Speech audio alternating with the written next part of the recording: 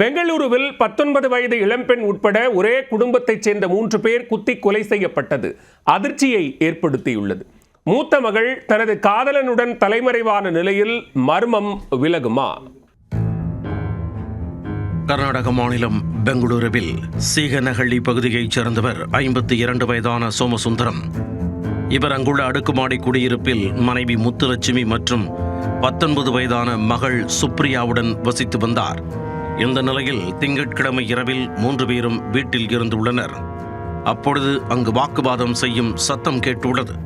சிறிது நேரத்தில் இளம்பெண் தனது பெற்றோருடன் இரத்த வெள்ளத்தில் சடலமாக கிடந்துள்ளார்.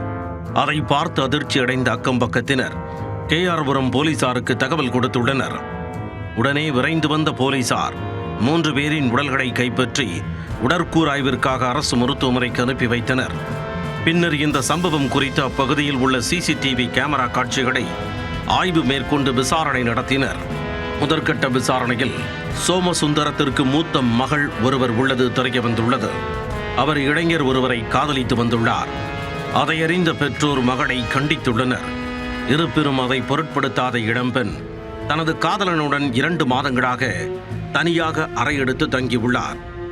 திருமணம் செய்யாமலேயே இருவரும் கணவன் மனைவி போன்று வாழ்ந்து வந்தனர். இந்த நிலையில் அவர்கள் இருவரும் சோமசுந்தரம் வீட்டிற்கு வந்துள்ளனர். அப்பொழுது மகளுக்கும் பெற்றோருக்கும் இடையே வாக்குவாதம் ஏற்பட்டுள்ளது. அதில் ஆத்திரமடைந்த காதல் ஜோடி சோமசுந்தரம் மற்றும் அவரின் மனைவி மகளை குத்தி கொன்றிருக்கலாம் என கூறப்படுகிறது. மேலும் இந்த சம்பவத்திற்கு பின் காதல் ஜோடி இருவரும் தலைமறைவாகியுள்ளனர். எனவே சந்தேகத்தின் பேரில் அவர்களை போலீசார் தீவிரமாக தேடி வருகின்றனர்.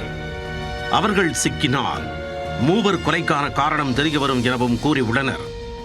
பெங்களூருவில் 19 வயது இளம்பெண் மற்றும் அவரின் பெற்றோர் என ஒரே குடும்பத்தைச் சேர்ந்த 3 பேர் கத்தியால் குத்தி கொலை செய்யப்பட்ட சம்பவம் பதைபதைக்க வைத்துள்ளது.